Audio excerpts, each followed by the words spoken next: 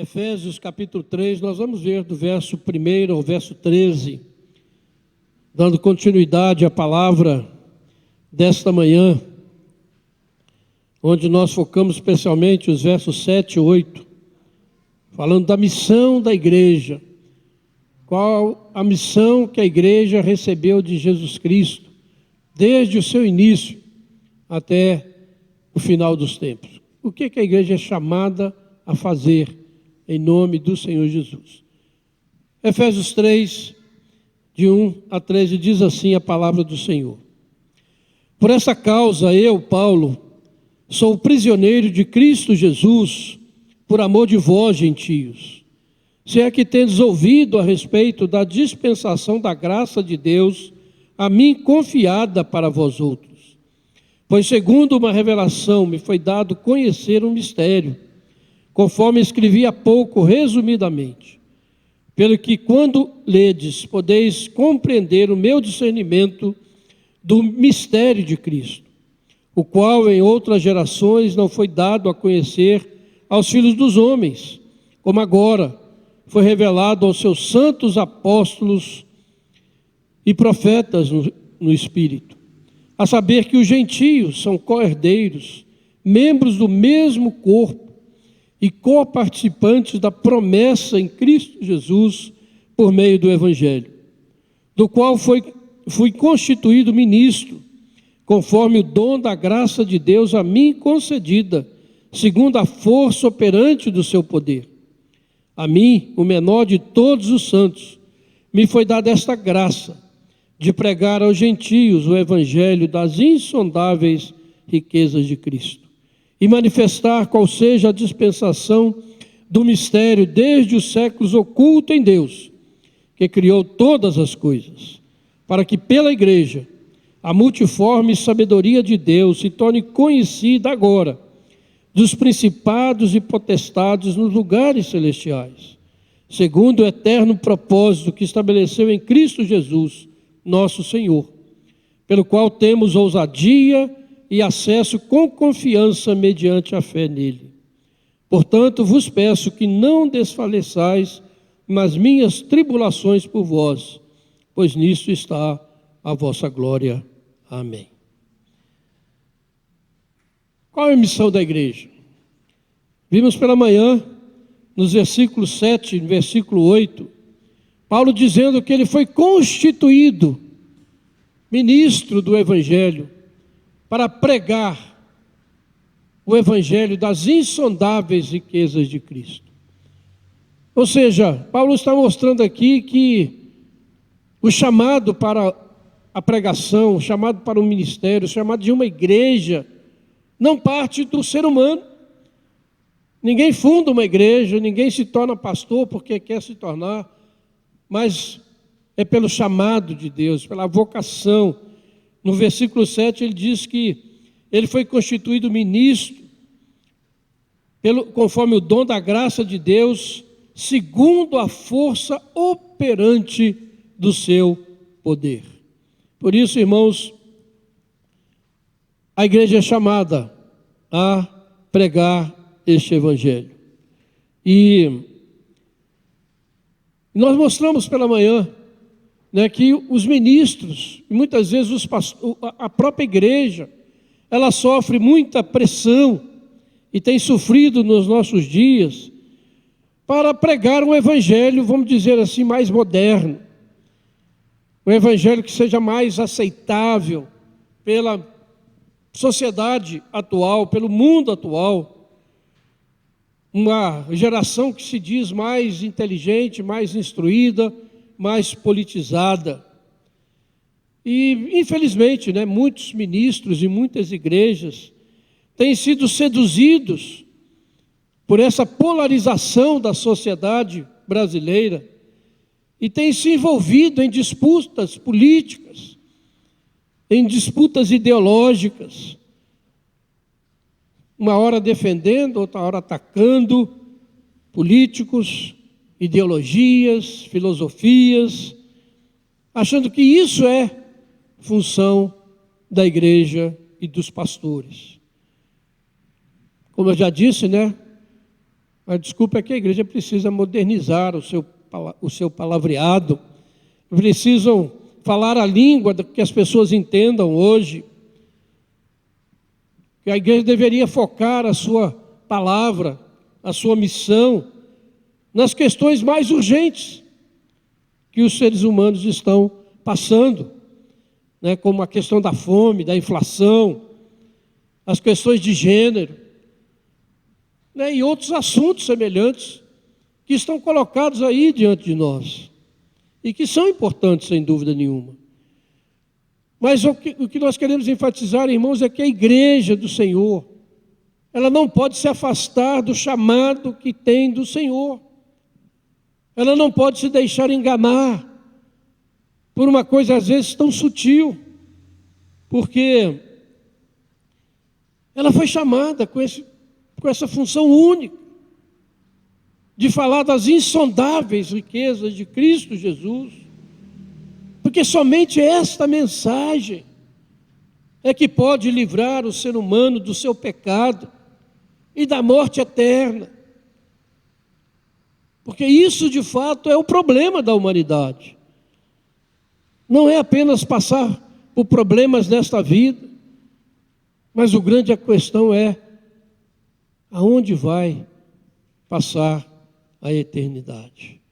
Somente o Evangelho de Jesus Cristo pode trazer a paz e a justiça que o ser humano tanto busca e a esperança de uma vida abundante neste mundo e na eternidade. É por isso que está havendo essa ação maligna vinda do inferno para que a igreja pregue um outro evangelho.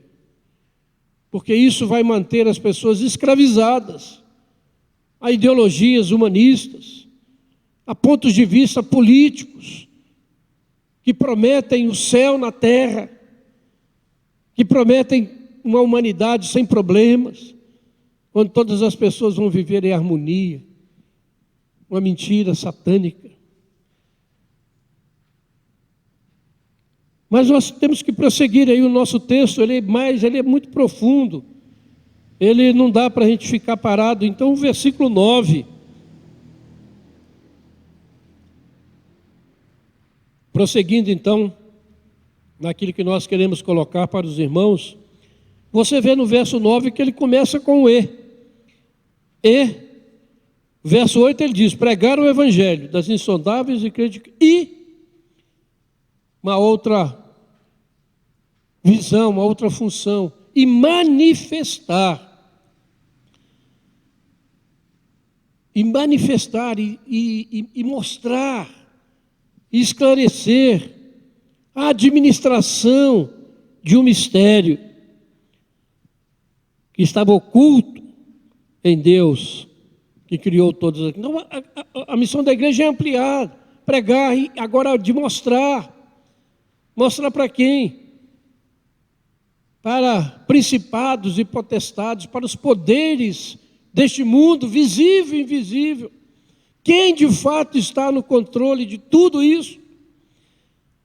E às vezes a igreja tem se encolhido, achando que o evangelho é coisa que não tem nada a ver com o nosso dia a dia.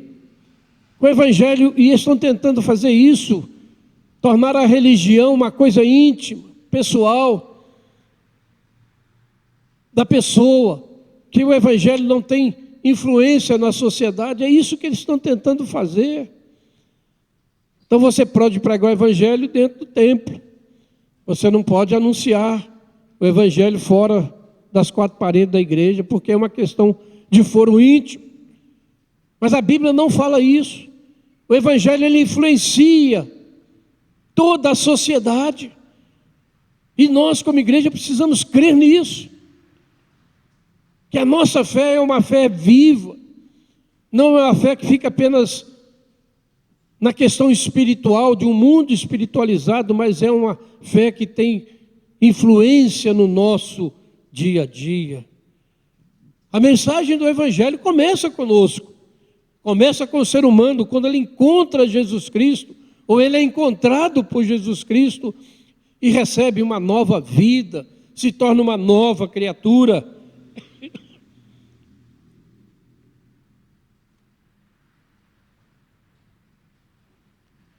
E outra coisa, irmão, não vamos esperar que haja condições próprias para pregar o Evangelho.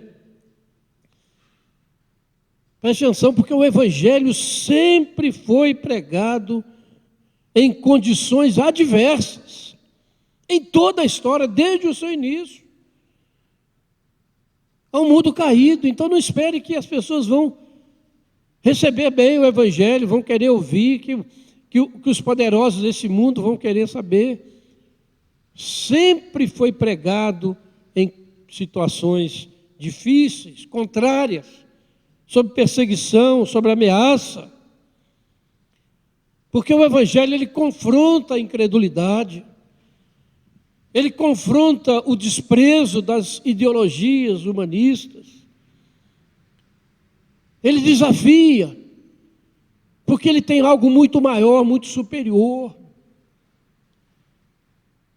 E o Evangelho sempre triunfa, segundo a boa, agradável e perfeita vontade de Deus. Então nós muitas vezes nos perguntamos o que a igreja tem que fazer hoje, dentro da situação atual do Brasil, dentro dessa situação política tão deteriorada, da moralidade ou da imoralidade que domina todo o país. O que fazer? Como confrontar o desprezo dessa sociedade com o Evangelho de Jesus Cristo? Será que pregando o Evangelho nós vamos mudar alguma coisa? Mas Paulo está dizendo aqui que nós somos chamados para manifestar a multiforme sabedoria de Deus.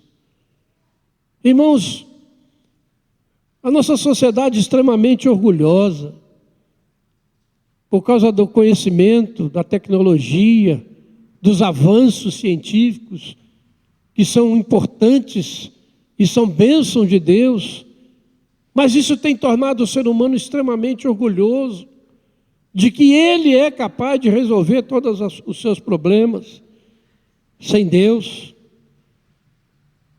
Que esperança o Evangelho de Jesus Cristo pode trazer para esse país sem esperança? Paulo diz que ele recebeu uma revelação, lhe foi dada. Ele não tirou da cabeça dele, mas lhe foi dada por Deus. Então isso é o desafio que nós temos, nós como igreja. Temos que iluminar, demonstrar, trazer na claridade a luz do Evangelho de Jesus Cristo, que transforma, que liberta, que dá esperança, que dá vida, que dá as insondáveis riquezas. E às vezes nós estamos nos acovardando, achando que a nossa mensagem é inferior à mensagem dos filósofos. Quem são os filósofos? Compare-os com Jesus Cristo. Qual deles morreu no seu lugar? Qual deles ressuscitou e venceu a morte? Por que a filosofia dele, as bobagens que ele diz são maiores e mais importantes do que aquilo que está revelado na palavra de Deus? Precisamos mudar a nossa mentalidade. Uma mentalidade de ficar escondido. O Evangelho é o poder de Deus para a salvação de todo aquele que crê. Precisamos acreditar nisso e viver isso. Nos foi dada essa missão gloriosa de manifestar a multiforme sabedoria de Deus, a sabedoria de Deus que se revela de diversas maneiras. E aqui vem uma pergunta para você, crente: a sua mente está iluminada pela palavra de Deus? E você se sente seguro e firme em suas convicções? Ou a sua mente está sendo escurecida por outras fontes de informação? Essa palavra é viva. Jesus diz que essa palavra não passa, porque Ele é a palavra encarnada. Irmãos, é um momento de nós mudarmos. a maneira de sermos cristãos, não nos envergonharmos do Evangelho de Jesus Cristo, como disse o apóstolo Paulo, porque só nele, só nesse Evangelho, as pessoas terão esperança. O mundo poderá ser melhor, o Brasil poderá ser melhor. Não confie nas promessas dos políticos, porque eles são incapazes de cumpri-las. Mas Jesus cumpre todas as suas promessas, de cuidar de nós, de estar conosco, de dirigir a nossa vida. Você já parou para pensar, por exemplo, qual a finalidade dessa pandemia? Será que tudo é acaso? Será que surgiu, matou milhares de pessoas, daqui a pouco passa e vai ficar por isso mesmo? Ou você parou para pensar? O que tem? Por quê?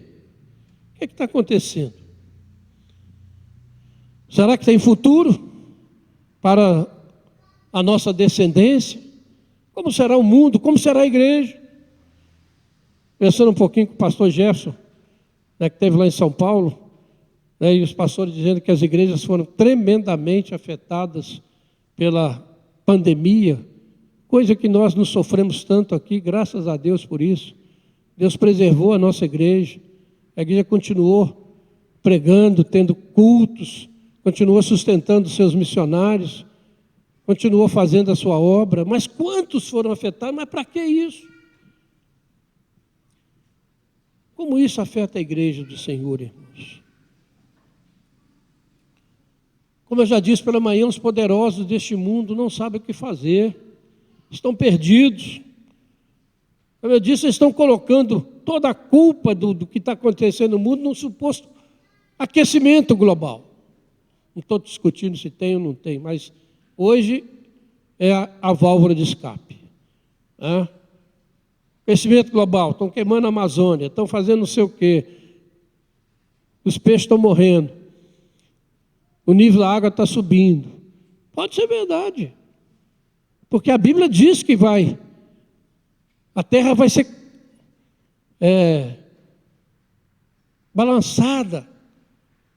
Ela vai ser mexida. Porque haverá um novo céu e uma nova terra. E haverá convulsões. Haverá convulsões porque vai nascer um novo mundo. Quando o Senhor Jesus voltar. Mas o incrédulo não crê nisso. Ele quer que tenha domínio da situação. E que se ele fizer isso ou aquilo, o mundo vai continuar existindo para sempre. Mas a Bíblia diz que tem um ponto final em tudo isso.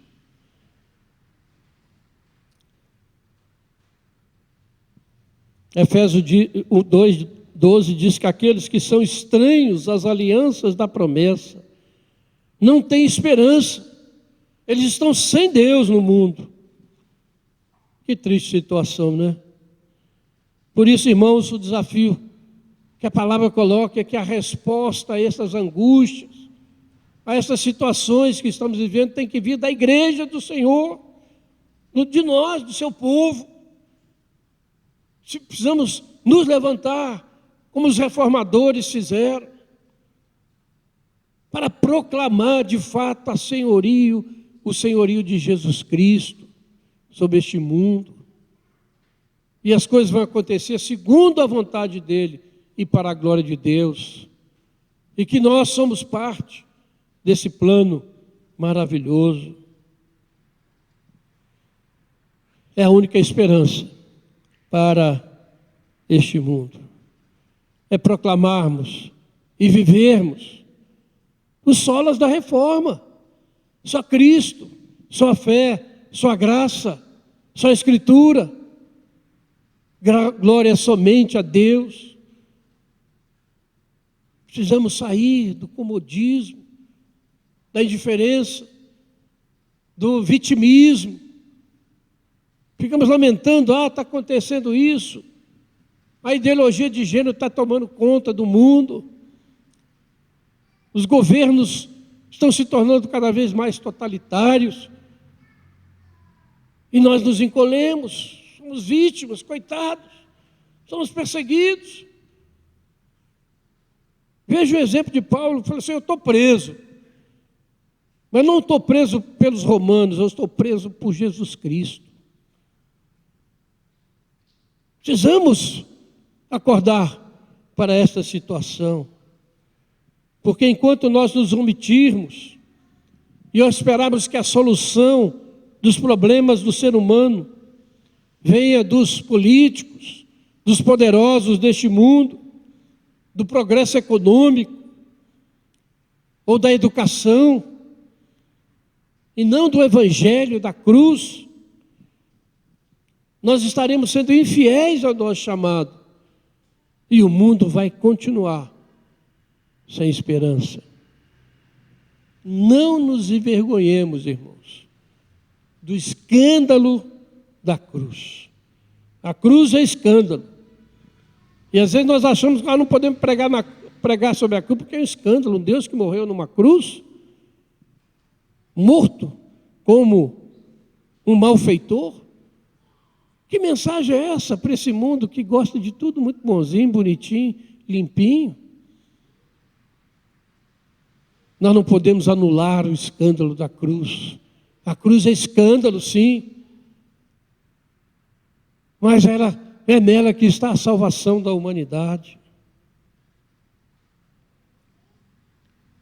É hora da igreja se colocar, irmãos, de forma firme, inabalável, na defesa das verdades bíblicas, verdades que foram resgatadas pela reforma protestante do século XVI e que foram colocadas e explicitadas na nossa confissão de fé de Westminster. E fazer isso não importando com as consequências, porque o Senhor Jesus sempre estará conosco até o final de tudo. Ele não nos abandonará como o resto do mundo nos abandona. Nós somos o povo eleito de Deus, povo chamado para ser bênção, o povo chamado para fazer diferença, mas só nós estamos nos encolhendo cada vez mais, achando que quem tem razão é o mundo, que é muito sábio, como se o evangelho fosse algo ultrapassado, algo de pessoas sem instrução, ignorantes. Essa é a imagem que a imprensa passa do cristianismo, um bando de pessoas desmioladas, atrasadas, burras, e nós vamos aceitando isso, quando nós temos a maior de todas as mensagens, e conosco está aquele que venceu a morte. Só isso basta. Quem venceu a morte? Algum fundador de religião? Algum desses poderosos deste mundo? Aquele que venceu a morte é o nosso Deus, é o nosso Senhor, é aquele que está conosco. Então Paulo vai dizendo aqui, que para que pela igreja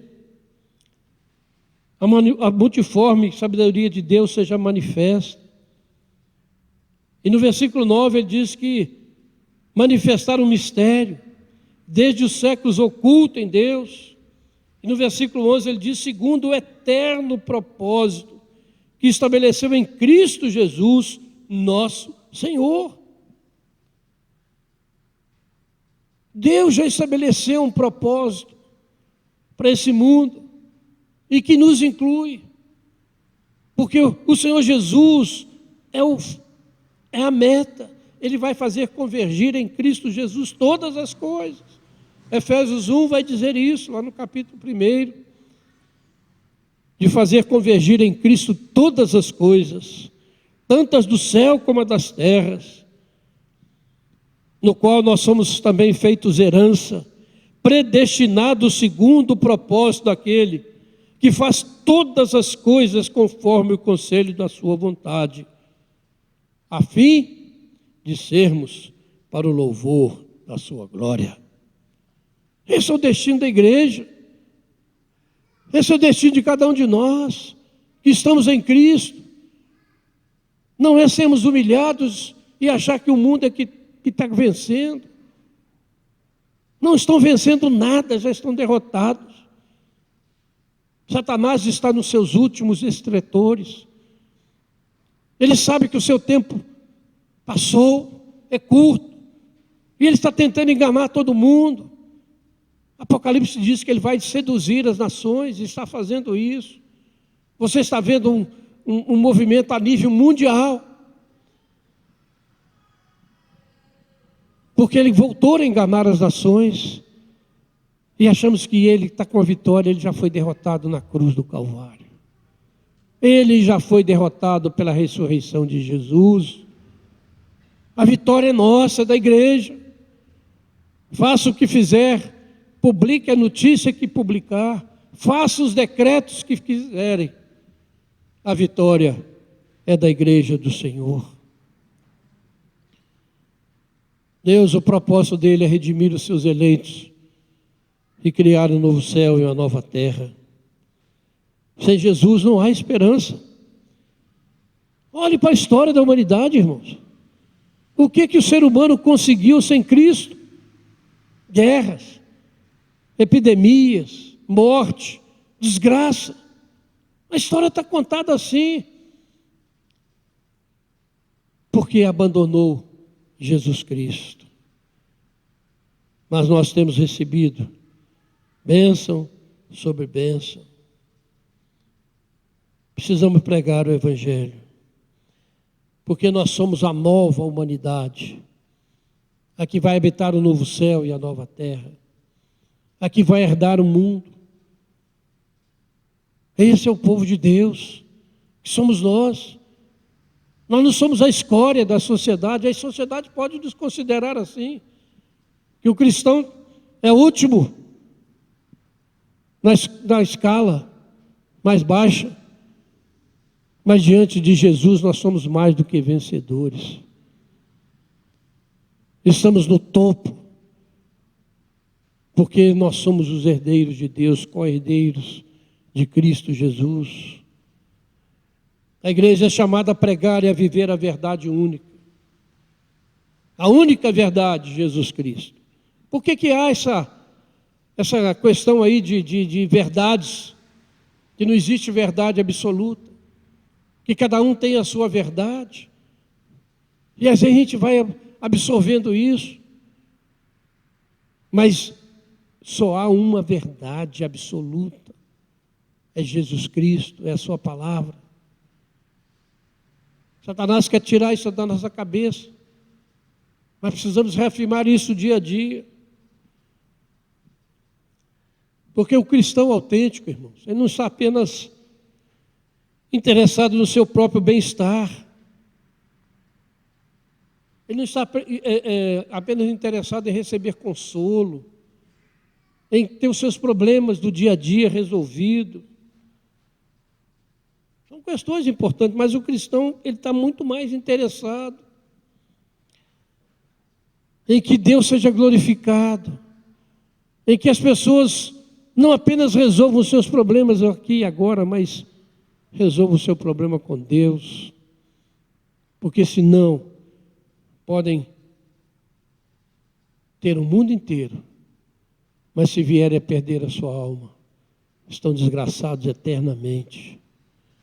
É isso que o mundo não quer que a gente pregue, que Satanás está tentando tirar da igreja.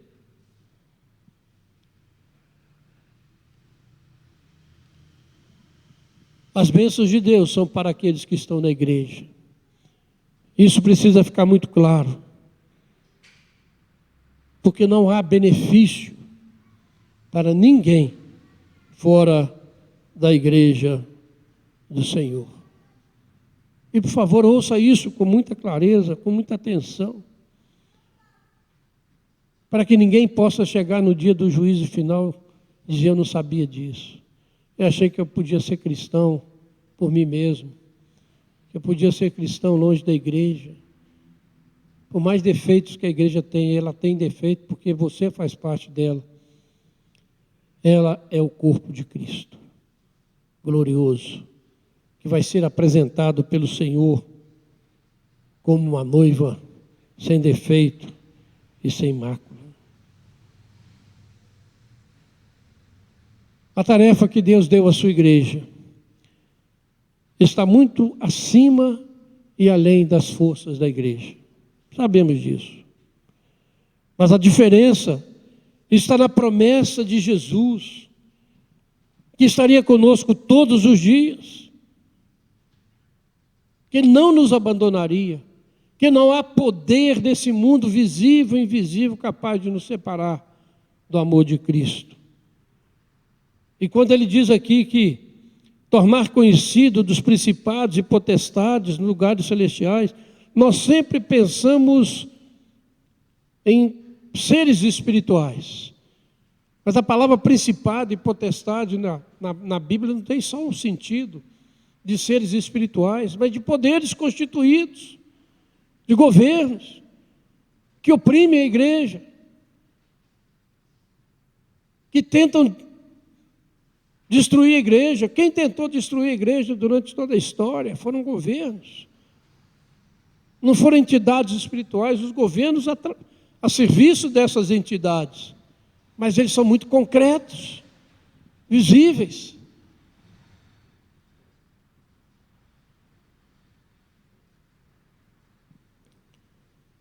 No verso 12, diz que nós temos ousadia e acesso ao Pai, com confiança, mediante a fé em Jesus. O que nós queremos mais? Nós temos acesso direto, por meio de Jesus, àquele que domina sobre todas as coisas, aquele que nos ama com amor eterno, aquele que tem controle sobre toda a história. Temos acesso. Isso que fazemos aqui no culto. Por mais desinteressante, ou que você acha que o culto não tem valor nenhum, que você está aqui sentado, ouvindo alguém falando, e não aconteceu nada de extraordinário, você não viu um anjo voando por aqui. Nós estamos diante do Rei dos Reis. Quando o povo de Deus está reunido em adoração, Ele está presente. E nós achamos que estamos aqui simplesmente cumprindo uma obrigação e não tendo o maior de todos os privilégios, que é estar diante do Rei dos Reis, do Senhor dos Senhores. Aquele que realmente tem domínio sobre todas as coisas.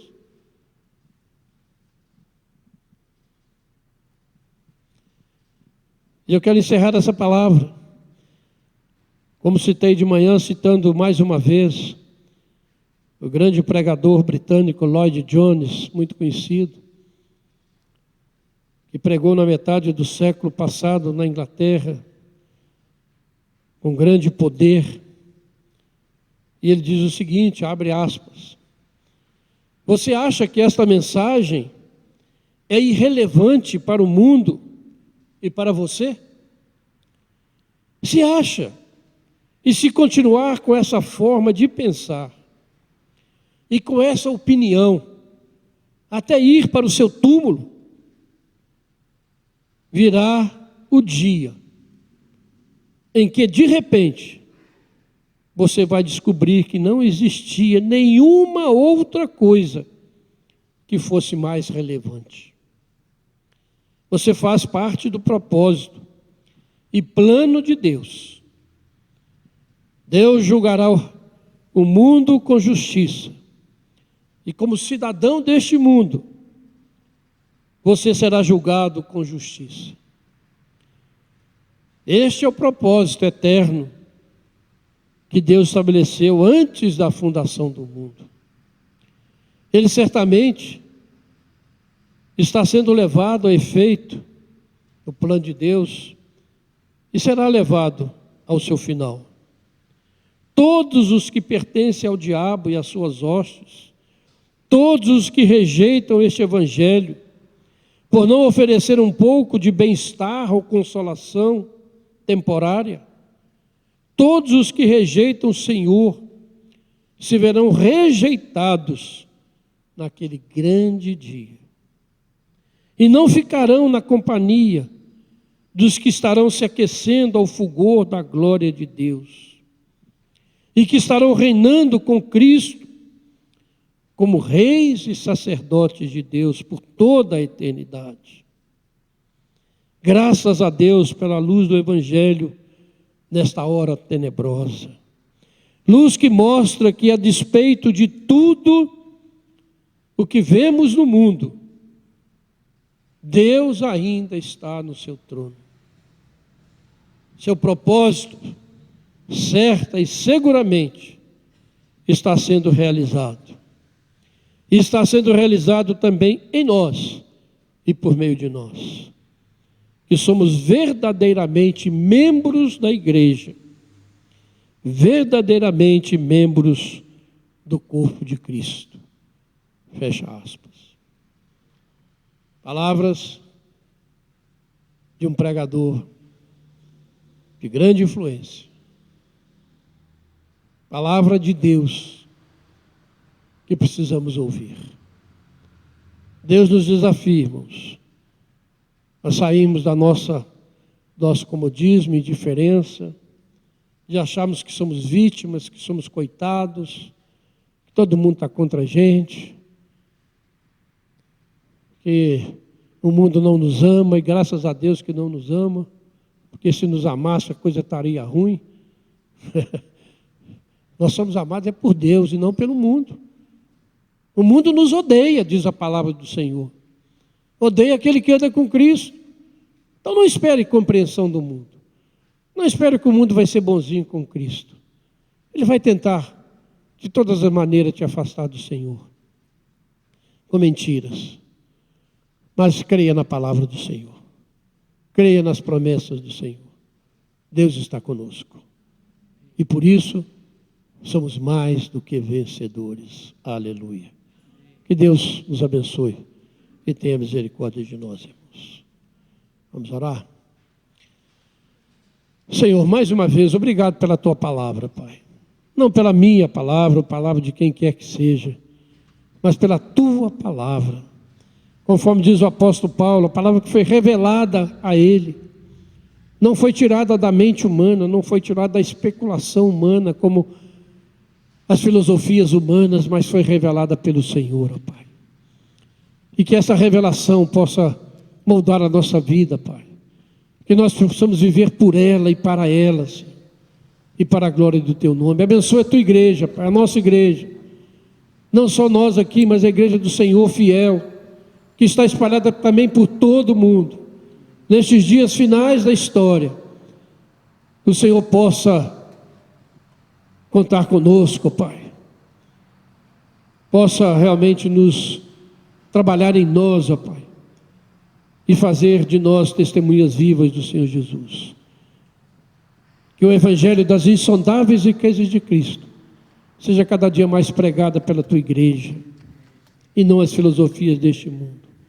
E que através da Tua igreja, Pai, os poderes deste mundo, tanto os poderes visíveis quanto os invisíveis, possam compreender da Tua multiforme sabedoria e da nossa esperança viva que está em Cristo Jesus.